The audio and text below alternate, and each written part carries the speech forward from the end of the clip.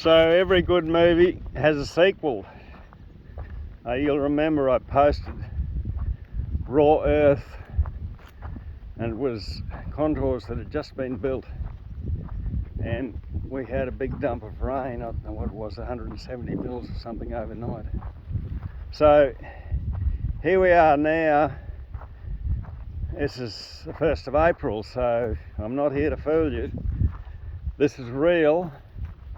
This is Raw Earth 2. And you can see we got a little bit more vegetation on the bank. But these contours now, in January, February, March, 3 months, these contours have withstood 462 millimeters of rain. And they're smiling. These contours have just absolutely done it. They've delivered the goods. And you know, when I go along these contours now, I'm looking at see, the moisture's been pooling in here. This whole ditch on either side is as wet as. It's been slowing the flow, spreading it across the landscape and soaking it in. It's what I call chucking that water in to the root zone of the plants. It's like chucking a baby into bed. It gives it that security. It's the security in the landscape to get that water in the right damn place. So as I said, this is Raw Earth 2. And you can see this bank's still intact. It's had a few places where the water's gone over it, but they're designed to have the water go over the top. They're designed for unlimited capacity, so the water can go over the whole top of this bank. And I've built these banks. They're not completed. I've still got excavator work to do. But when I built these contours, I didn't put in a single spillway in them. So I've just built them without a spillway. So they've been put under pretty extreme pressure. And they've come out of it grinning. They've come out of it absolutely grinning. And, you know, as I said, 462 millimeters in 3 months. So they were built, I don't know when I built this. I'd have to look in my diary to see when this was built. It was built probably in, December, maybe late December. But yeah, it's had all that wet season rain, that intense rain. Like, that's more than 2/3 of our annual rainfall in 3 months. And this has just done it. It's absolutely done it. So impressive, and it's so cheap to do. Like, run along with a laser level and then hook up the 60 horsepower tractor with the 3-point linkage blade and go. Here we go again, a continuation of the video. This is in another paddock, same vintage contour. This is in a paddock that's got a monoculture of creeping bluegrass. And the wonderful thing is that we've had 462 mils in 3 months, and this awesome monoculture is dying. It's got the pasture dieback going on. A little bit difference in the vegetation on this contour, because in this paddock we flip from a creeping bluegrass monoculture to a Wins cassia monoculture. So we go from I talk about the system being locked up. It's probably not quite the right terminology. I probably should be calling it the cycling has stopped.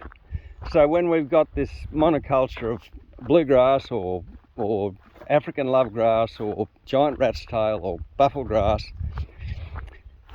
the cycles are locked up. The calcium cycle is locked up. The nitrogen cycle is locked up. The water cycle is locked up. So in here, when we've got this creeping bluegrass monoculture, calcium, nitrogen, water, all those three cycles are locked up. So we got nothing going on. And in the biochemical sequence, according to Hugh Lovell, calcium's the truck.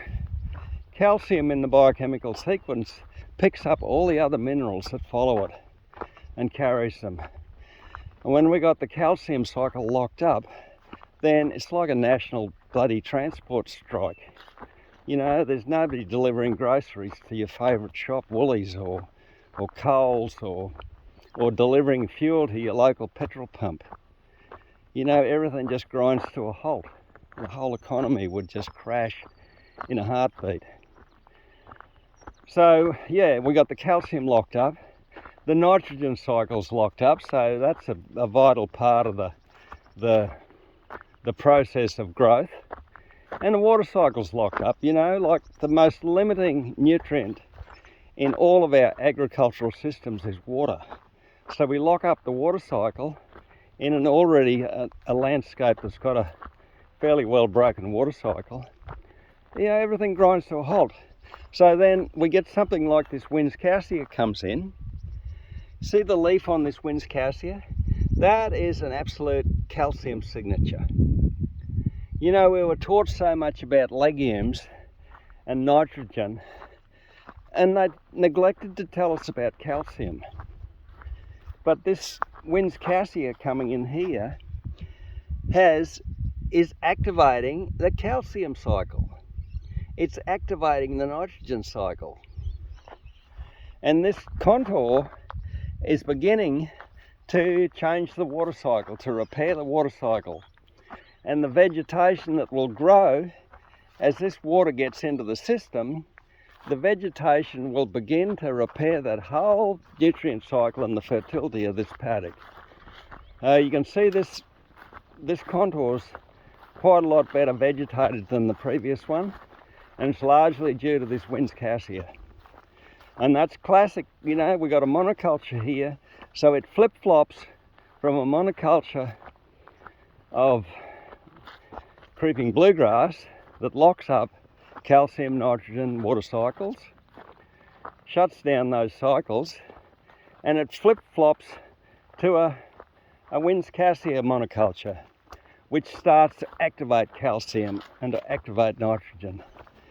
And our engineering here with this contour is working on the water cycle, and then the plants that grow in association with this system will do more to repair that water cycle, get the vegetation growing, get everything cycling.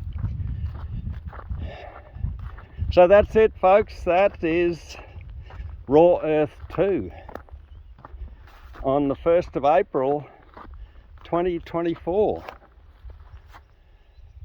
Bye bye from Shane at Kimbarchu and the dead and dying bluegrass monoculture. I get so excited when I see this stuff dying because I know there's change happening.